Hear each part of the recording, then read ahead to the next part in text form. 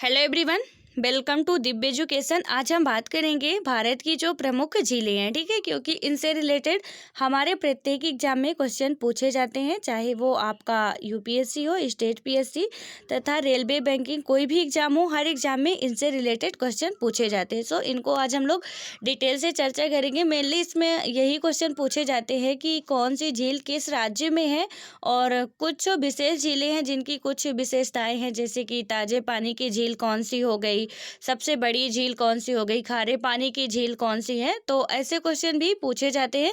सो इनकी विशेषताएं और ये कौन कौन से राज्य में है, इनको हम डिटेल से चर्चा करेंगे। यहाँ पे पहले हम ये बात समझ लेते हैं कि झील क्या होती है, ठीक है।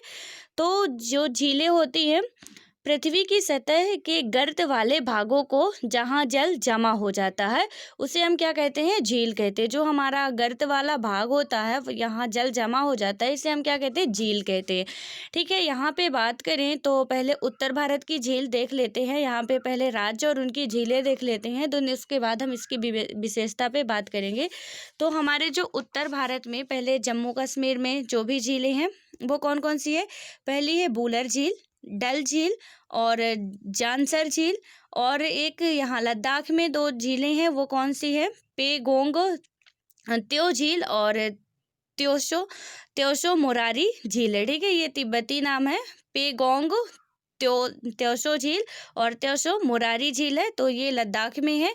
देन उसके बाद इसमें जम्मू कश्मीर में कुछ और झीलें हैं, जैसे कि आपकी हो गई नागिन झील हो गई, और नागिन झील के अलावा बूलर झील तो आपने देख लिया। देन उसके बाद कौन सी है, जम्मू कश्मीर में हमारे एक डल झील है, एक शेषनाग झील है। तो यदि आपको नाग या नागिन से रिलेटेड कोई झील आती है, ठीक है, तो आप ये समझ जाना कि ये हमारी जम्मू कश्मीर में ही है, ठीक है। क्योंकि जो हमारी नागिन झील हो गई और शेषनाग झील हो गई, ये हमारी सारी झीलें कहाँ पे हैं, जम्मू कश्मीर में। देन उसके बाद हम बात करें तो जो हमारा हिमाचल प्रदेश है, हिमाचल प्रदेश में कितनी झीलें हैं, इनमें से है एक सूरजताल, चंद्रताल, नोको झील, नाको झील है, और एक है रेणुका झील है, ठीक है। तो कौन कौन सी हो गई, सूरजताल हो गया, चंद्रताल हो गया, नाको झील हो गया और रेणुका झील हो गया, ठीक है। ज़्यादातर मेनली ये ताल वाली जो झीलें हैं वो उत्तराखंड में है, लेकिन 2-3 हमारे हिमाचल प्रदेश में भी है, ठीक है।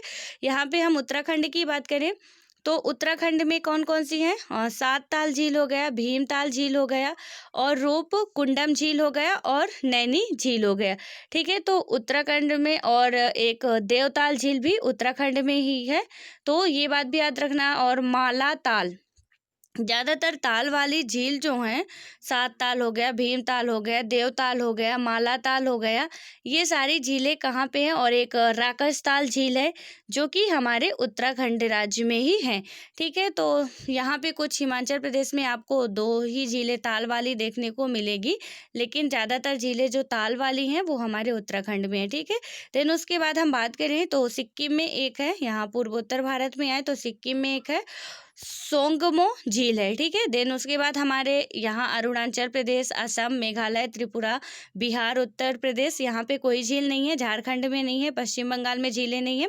उसके बाद हम आते हैं मणिपुर में एक झील है, ठीक है। मणिपुर में लोकटक झील है, जो कि पूर्वोत्तर भारत की सबसे बड़ी झील है, और इसे वो क्या बोलते हैं, इसमें एक हमारा तैरता हुआ पार्क भी बनाया गया है, तो इसकी विशेषता के बारे में अभी हम चर्चा करेंगे।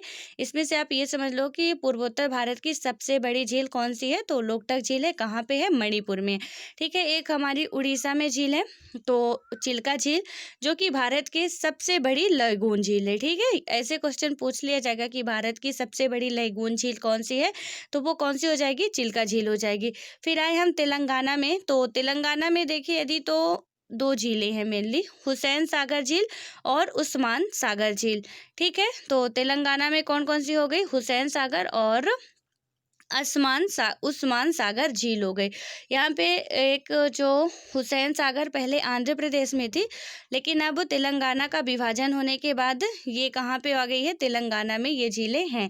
देन उसके बाद तमिलनाडु की झीलों की बात करें तो एक आंध्र प्रदेश में झील है पुलिकट झील, ठीक है। तो ये बात भी याद रखनी है, पुलिकट झील कहाँ पे है, आंध्र प्रदेश में है। यहाँ पे देखें तो जो तमिलनाडु की झील देखें तो बारीनम झील है, और चेम्बर मबकम झील है, ठीक है।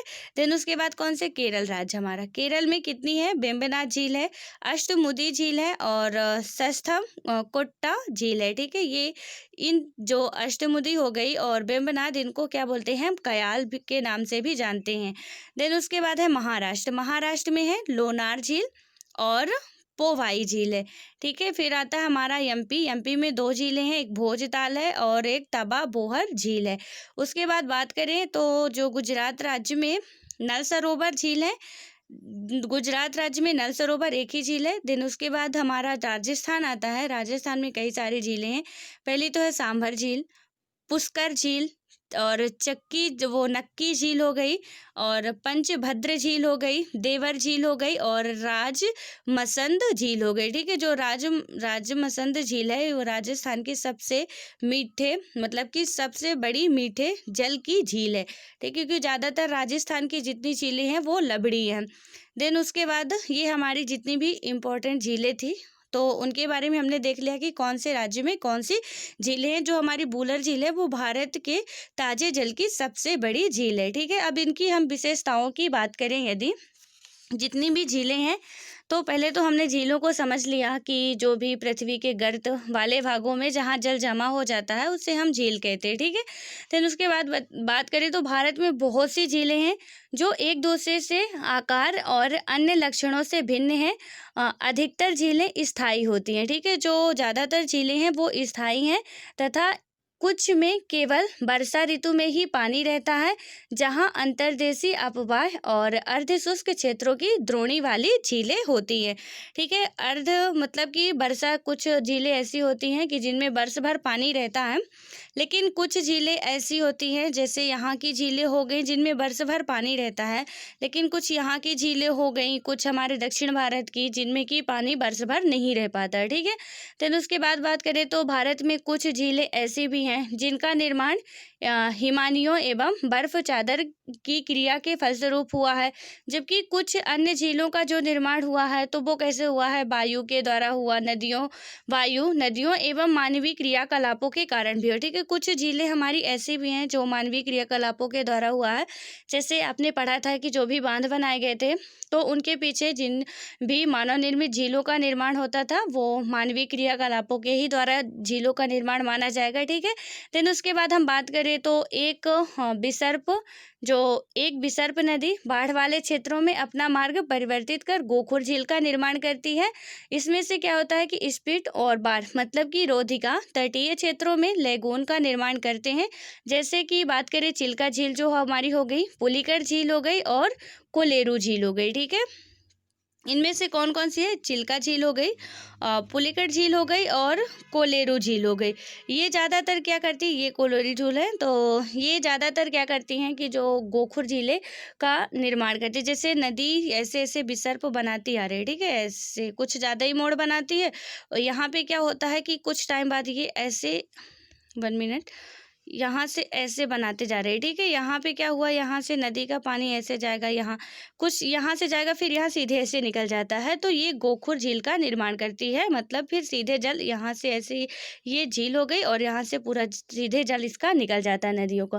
देन उसके बाद बात करें तो जो अंतर्देशीय यानी कि इनलैंड झीलें कभी कभी मौसमी होती हैं। जो हमारी अंतर्देशीय झीलें हैं वो कभी कभी मौसमी हो जाती हैं। उदाहरण के लिए यदि हम देखें तो जो राजस्थान की सांभर झील है, जो एक लवणीय जल वाली झील है, इसके जल का उपयोग नमक के निर्माण के लिए किया जाता है, ठीक है। ये झील जो है मौसमी झीलें हैं। यहाँ पे आपको पता है कि वर्ष भर वर्षा बहुत कम होती है, तो इनमें अब जो जल है वो कहाँ से आएगा, ये सारी झीलें एक तो लवणी हैं। देन उसके बाद हम बात करें तो मीठे पानी की अधिकांश जो झीलें होती हैं वो हिमालयी क्षेत्र में पाई जाती हैं, ठीक है, क्योंकि जो हमारा हिमनद होता है उसमें ही सबसे ज़्यादा शुद्ध जल भी मिलता है पीने योग्य। तो इसमें से क्या बात की गई कि मीठे पानी की जो अधिकांश झीलें हैं वो हमारे हिमालयी क्षेत्र में ही मुख्य रूप से पाई जाती है, हिमानी द्वारा निर्मित होती हैं। और दूसरे शब्दों में ये बात करें तो जो ये तब निर्मित हुई जब हिमानियों ने गहरी द्रोणियाँ बनाई जो बाद में हिम पिघलने या शिलाओं या मिट्टी पर भर गई थी, ठीक है। तो उसके बाद बात करें तो जम्मू और कश्मीर की वुलर झील भूगर्भीय क्रियाओं से बनी यह झील है, ठीक है। ये जो जम्मू कश्मीर की बूलर झील है सबसे भारत की ताजे जल की सबसे बड़ी झील है। ठीक है, ये क्वेश्चन भी आपसे पूछ लिया जाएगा कि भारत के ताजे जल की सबसे बड़ी झील कौन सी है, तो कौन सी है, बूलर झील है। ये एक क्या बोले उसको, भूगर्भीय क्रिया, यानी कि जो हमारी प्लेट टेक्टोनिक क्रिया होती है उसके जो टेक्टोनिक क्रिया होती है, ठीक है, प्लेट टेक्टोनिक नहीं, जो टेक्टोनिक क्रिया होती है यानी कि भूगर्भीय क्रिया होती है, इससे बनी झील है। यह भारत की सबसे बड़ी मीठे पानी वाली झील है। और प्राकृतिक झील ये जो है वो प्राकृतिक झील है। डल झील, भीमताल, नैनीताल, लोकटक एवं बड़ा पानी, कुछ अन्य महत्वपूर्ण जो झीलें हैं वो भी मीठे पानी की झील है। ठीक है, ये भी क्या है, मीठे पानी की झील है। भीमताल भी मीठे पानी की ही झील है। मेनली आप ये समझ के चलो कि जो हमारे हिमालयी क्षेत्र की झीलें होती हैं वो ज़्यादातर मीठे पानी की ही झीलें होती हैं। यहाँ पे एक पूर्वोत्तर भारत में जो हमारी लोकटक झील है वो भी मीठे पानी की झील है। ठीक है, बात करें यदि इसकी नेक्स्ट जो हमारी विशेषता है कि जल विद्युत उत्पादन के लिए जो जल विद्युत उत्पादन क्या है कि नदियों पर बांध बनाने से भी झीलों का निर्माण होता है। जैसे कि हमने अभी बताया आपको, जो मानव निर्मित झील होती है, जैसे गोविंद सागर, जो कि भाखड़ा नांगल परियोजना के दौरान इसका निर्माण हुआ था। ठीक है, जब भाखड़ा नांगल बांध बनाया गया था सतलज नदी पे, उस टाइम इसका निर्माण हुआ था। तो कौन सी है, गोविंद सागर झील है। तो उसके बाद झीलें जो है वो मानव के लिए अत्यधिक लाभदायक भी होती हैं। झीलें नदियों के बहाव में सुचारू बनाने में भी सहायता करती हैं। ठीक है, मानव के लिए, हमारे मनोरंजन के लिए भी काफ़ी होती, पर्यटन के लिए झीलें, क्योंकि देखने में काफ़ी मनोरम लगती हैं और ये नदियों को सुचारू रूप से जल भी प्रदान करती रहती हैं। इसमें बात करें तो जब अत्यधिक वर्षा के समय में यह क्या होती है कि बाढ़ को रोकती हैं तथा सूखे के मौसम में यह पानी के बहाव को संतुलन करने में सहायता करती हैं। तो ये झीलें हमारे लिए मीन्स की जो ह्यूमन बॉडी है, मन, जो भी हमारे प्रकृति के लिए बोले तो काफ़ी लाभदायक है। ठीक है, देन उसके बाद बात करें तो जो झीलों का प्रयोग होता है वो जल विद्युत उत्पन्न करने के लिए भी किया जा सकता है। ठीक है, यदि आप झीलों से जल विद्युत उत्पन्न करना चाहो तो बेशक कर सकते हो। और ये आसपास के क्षेत्रों की जलवायु को सामान्य बनाती हैं तथा जलीय पारितंत्र को संतुलन में रखती हैं। ठीक है, देन उसके बाद इसकी नेक्स्ट जो विशेषताएं हैं, झीलें वैसे झीलों के कई टाइप होते हैं। जैसे कि यदि झीलों के प्रकार पूछे जाएं आपसे तो झीलों में कई प्रकार की होते हैं। जैसे कि विवर्तन की झील हो गई, ठीक है, जो हमारे भूगर्भीय क्रिया के द्वारा उत्पन्न झीलें होती हैं। जैसे कि आपको एग्जांपल के लिए पता है, बुलर झील हो गई। ज्वालामुखी क्रिया से निर्मित कुछ झीलें होती हैं और कुछ झीलें लैगून या अनूप झीलें होती हैं। देन उसके बाद कुछ झीलें हिमानी द्वारा निर्मित होती हैं और कुछ झीलें वायु द्वारा निर्मित झीलें होती हैं। ठीक है, तो ये झीलों के कुछ विशेष प्रकार है। जहाँ यहाँ आपने कुछ का एग्जाम्पल देख लिया है, देन आप नेक्स्ट देखेंगे। इसमें से लैगून झील की बात करें जो, तो हमारी चिल्का झील है भारत में सबसे बड़ी तटीय झील, मतलब कि जो उड़ीसा में है। तो इसका राज्य भी याद रखना आपको। भारत की सबसे बड़ी तटीय झील है जो कि जिसे हम लैगून कहते हैं। ठीक है, जो उड़ीसा तट यानी कि उत्तरी सरकार, यहाँ पे अपना उत्तरी सरकार है ना, तो उत्तरी सरकार तट पर स्थित है। ये भारत के उड़ीसा राज्य में महानदी के मुहाने पर खारे पानी की एक लैगून झील है। यहाँ जो ये क्या है, खारे पानी की एक लैगून झील है, क्योंकि समुद्री किनारे पर है। तो यहाँ की मेनली जो समुद्र के किनारे वाली झीलें हैं वो ज़्यादातर खारे पानी की ही झीलें हैं। ठीक है, यहाँ क्या है कि भारतीय नौसेना का प्रशिक्षण केंद्र भी है। यहीं पे जो चिल्का झील के आसपास ही क्या है, भारतीय नौसेना का परीक्षण केंद्र भी है। और वर्षा ऋतु में इस झील को दया और भार्गवी नदी से जल प्राप्त होता है। ठीक है, यहाँ पे दो तीन नदियाँ दया और भार्गवी जैसी नदियाँ हैं जिनसे इनको जल प्राप्त होता है। यहाँ पे एक बात करें तो कुछ इसके डिटेल में समझे तो इसमें क्या है कि रूपकुंड झील भारत के उत्तराखंड राज्य में एक हिमानीकृत झील है। ठीक है, जो रूपकुंड झील है वो उत्तराखंड में, हमारे उत्तराखंड में यहाँ पे ये जो रूपकुंड झील है वो क्या है कि उत्तराखंड राज्य में एक हिमानीकृत झील है। ठीक है, अभी आपने झीलों का प्रकार पढ़ा जिसमें एक हिमानीकृत द्वारा भी निर्मित होती है झीलें। तो रूपकुंड जो है वो कैसी है, हिमानीकृत झील है। इस झील को 1942 ईस्वी में एच के माधवन, उनका नाम याद रखना, एच के माधवन, ठीक है। तो इनका नाम याद रखना आप, एच.के. माधवन नामक एक रेंजर ने खोजा था। यह झील यहाँ पर मिलने वाले नर कंकालों के कारण चर्चा का विषय बनी है, ठीक है। इस झील में ज़्यादातर नर कंकाल पाए जाते हैं, तो इसलिए ये चर्चा का काफ़ी विषय बनी रहती है। इसलिए इसे क्या बोलते हैं, रहस्यमयी झील के नाम से भी जानते हैं। आपसे पूछ लिया जाएगा कि रहस्यमयी झील कौन सी है, तो आप इसका, यदि आप इसको डिटेल से पढ़े रहोगे तो आपको पता चल जाएगा कि रहस्यमयी झील किसको जानते हैं, रूपकुंडम। ये कहाँ पे है, ये उत्तराखंड में है, ठीक है। ये राज्य भी याद रखना है, क्योंकि आपको पता है कि अब क्वेश्चन ये नहीं पूछता कि सबसे बड़ी, सबसे ज़्यादा, सबसे लंबी और सबसे ज़्यादा खारे पानी की, आपसे उसके दूसरे नंबर की या कुछ अन्य झीलों के नाम पूछ लिया जाता है। आप यूपीएससी का पेपर उठा के देखोगे या स्टेट पीसीएस का, तो कुछ ऐसे ही क्वेश्चन पूछे गए हैं जिन झीलों के नाम भी आपने कभी नहीं सुने होंगे, ठीक है। क्योंकि हमने अभी तक क्या पढ़ा है कि सबसे बड़ी खारे पानी की झील, सबसे बड़ी मीठे पानी की झील, लोकटक झील कहाँ पे है, तैरती हुई झील कौन सी है, तो इसके बारे में हमने पढ़ा है। देन इसके जो भी और झीलें हैं उनके बारे में हमको शायद ही बहुत ही कम लोग होंगे जिनको ये सारी बातें पता होगी, ठीक है। तो ये जो रूपकुंडम झील है उसको क्या बोलते हैं, रहस्यमयी झील भी बोलते हैं। 1942 में एच.के. माधवन ने इसकी खोज की थी, ठीक है। इसको रहस्यमयी झील क्यों बोलते हैं, क्योंकि नर कंकालों के कारण इसको रहस्यमयी झील बोलते हैं। फिर इसके बाद नेक्स्ट पॉइंट की हम बात करें तो भारत में सबसे बड़ी खारे पानी की झील, ठीक है। अब आ गया अब आपका जो फेवरेट को मतलब कि टॉपिक है, भारत में सबसे बड़ी खारे पानी की झील सांभर झील, यानी कि क्षेत्र 230 किलोमीटर राजस्थान में, जो हमारी सांभर झील है सबसे बड़ी खारे पानी की झील है। यहाँ की भी ज़्यादातर झीलें जो है खारे पानी की है, सिर्फ ये कि जो राजम संध झील है वो क्या है कि मीठे पानी की झील है, ठीक है। तो यहाँ पे क्या बात की गई है कि भारत की सबसे बड़ी खारे पानी की झील सांभर झील है। इसका क्षेत्र जो है 230 किलोमीटर राजस्थान में है, और जबकि पुलिकट भारत की दूसरी सबसे बड़ी खारे पानी की झील है, ठीक है। जो हमारी पुलिकट झील है वो भारत की सबसे मतलब दूसरे नंबर की, पहली तो सांभर झील हो गई और दूसरे नंबर में कौन सी है, पुलिकट झील है। आप ये मीन्स की अंदाज़ा लगा लेना, यदि आपको राज्य भूल रहे हैं, हालांकि ट्रिक मैं नहीं सजेस्ट करूंगी कि आप ट्रिक से पढ़ो, क्योंकि ट्रिक का बोला हुआ कभी याद नहीं आता फिर, ठीक है। और आप बहुत ज़्यादा मतलब परेशान रहते हो क्या होगा क्या होगा, इसलिए आप बिल्कुल सही तरीके से पढ़ो। पहले उत्तर भारत की, फिर पूर्वोत्तर भारत की, फिर दक्षिण भारत की, फिर पश्चिम भारत की, ऐसे पढ़ो तो आपको सारी याद रहेगी, ठीक है। आपने देखा कि जो हमारी हिमालय की कुछ जो झीलें हैं उनमें ज़्यादातर मीठे पानी की झीलें, ठीक है।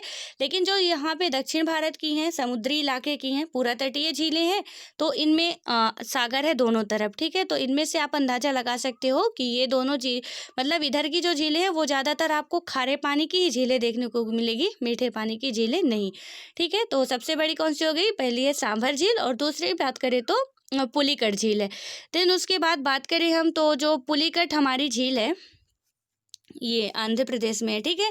तो पुलिकट भारत के पूर्व तट पर कोरोमंडल तट, यहाँ पे कौन सा कोई तट की बात करें जो है तो यहाँ पे कौन सा है, कोरोमंडल तट है, ठीक है। तो इसमें कोरोमंडल तट पर आंध्र प्रदेश और तमिलनाडु की सीमा पर अवस्थित है।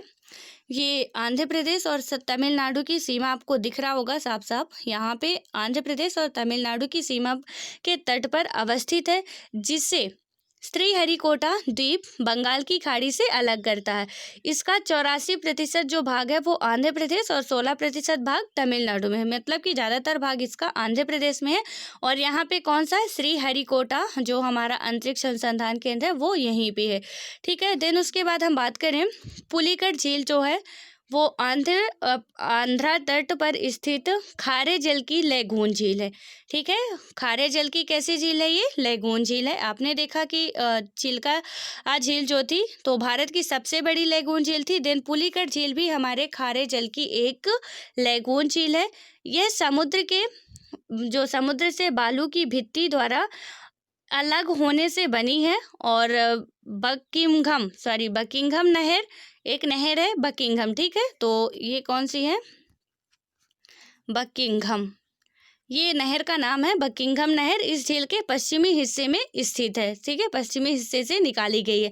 देन उसके बाद यदि इसके नेक्स्ट विशेषता की बात करें इतनी झीलों में से, तो जो भारत की सबसे बड़ी मीठे पानी की झील है, तो मीठे पानी की झील कौन सी है? बूलर झील है, ठीक है। इसका क्षेत्रफल कितना है? 160 किलोमीटर है। बूलर झील की बात करें तो सबसे बड़ी मीठे पानी की झील ये बूलर झील, तो यहाँ पे इसका क्षेत्रफल जो है वो कितना है? 160 वर्ग किलोमीटर है। इसके बाद ये जम्मू कश्मीर में स्थित है, जिस पर तुलबुल परियोजना बनाई गई है, ठीक है। आप में से जो भी नदी परियोजना का वीडियो नहीं देखा हो वो जाके देख लेगा। यहाँ पे क्या है? तुलबुल परियोजना बनाई गई है। यहाँ से झेलम नदी जाती है और ये बूलर झील भी झेलम नदी के पास ही है, ठीक है। देन उसके बाद हम बात करें तो भारत की सबसे बड़ी कृत्रिम झील यानी कि मानव निर्मित झील गोविंद सागर झील है। जो हमारे भारत की सबसे बड़ी मानव निर्मित झील की बात करें तो वो कौन सी है? गोविंद सागर झील है। ये पंजाब के रोपण जिले में सतलज नदी पर भाखड़ा नांगल बांध से निर्मित हुई थी, ठीक है। जब हम बांध बनाते हैं तो हमने आपको बताया था कि जब बांध का निर्माण किया जाता है तो उसके जो पीछे का क्षेत्र होता है वो काफ़ी मात्रा में जलमग्न हो जाता है, जिसे हम कृत्रिम झील कहते हैं या मानव निर्मित झील कहते हैं, ठीक है। तो इसमें से भारत की सबसे बड़ी कृत्रिम झील की बात करें तो वो कौन सी है? गोविंद सागर झील है।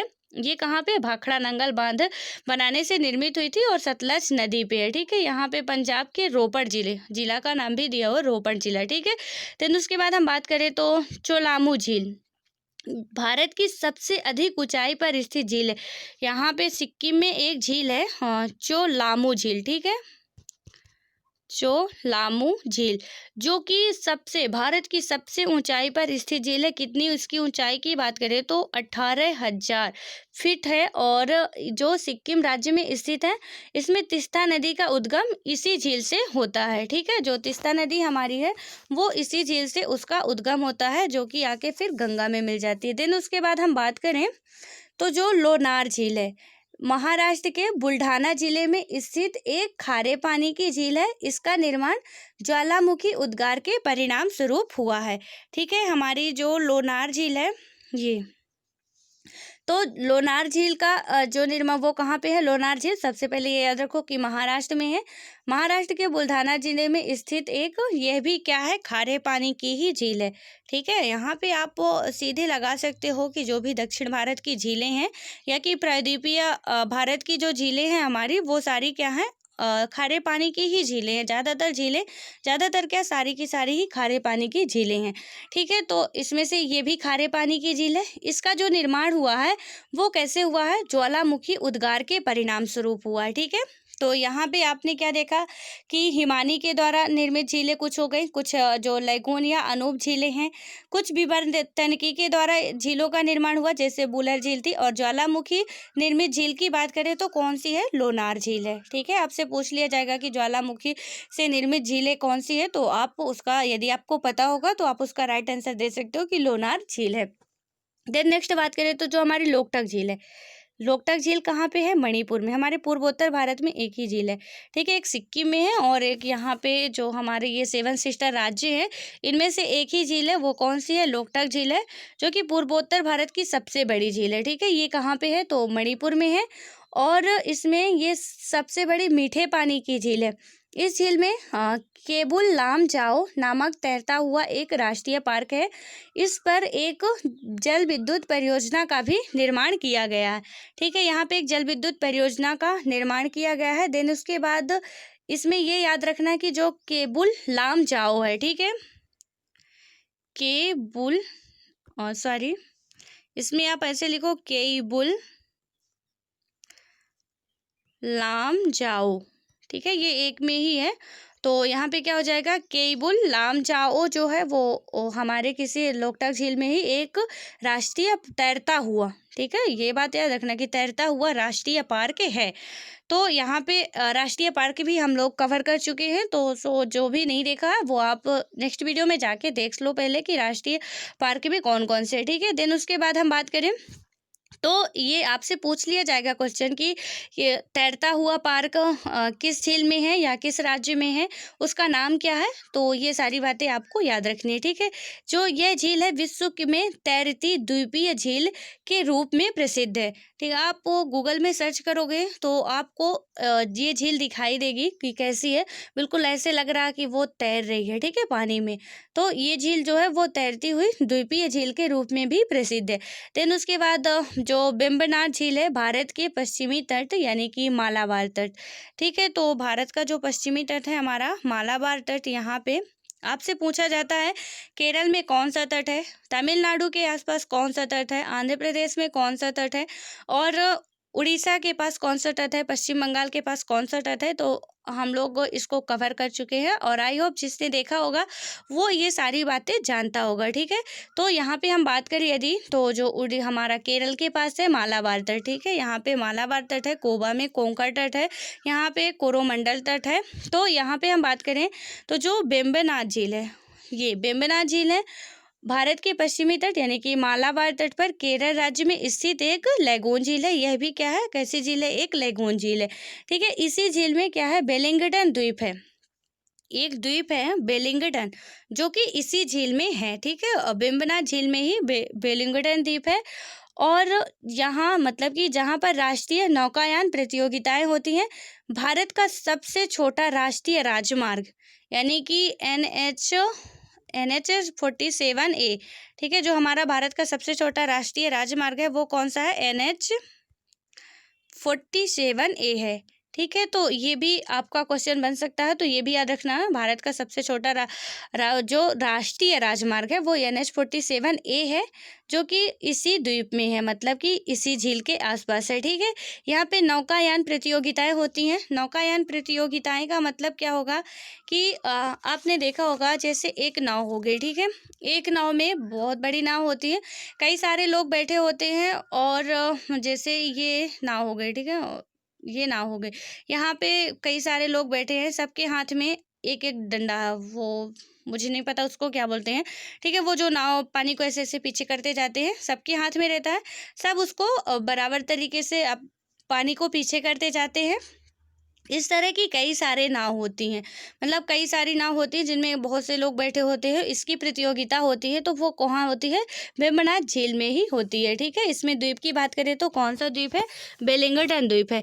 जो वेम्बनाड झील है वो केरल के कोट्टायम यानी कि अलप्पुझा में व एर्नाकुलम जिलों की सीमाओं को स्पर्श करती है, ठीक है। इसमें जो नेक्स्ट इसका जो टॉपिक है कि मंजरी नदी पर और तुंगभद्रा करनाथ यानी कि तुंगभद्रा नदी जो कर्नाटक पर मानव निर्मित कृत्रिम झीलें हैं।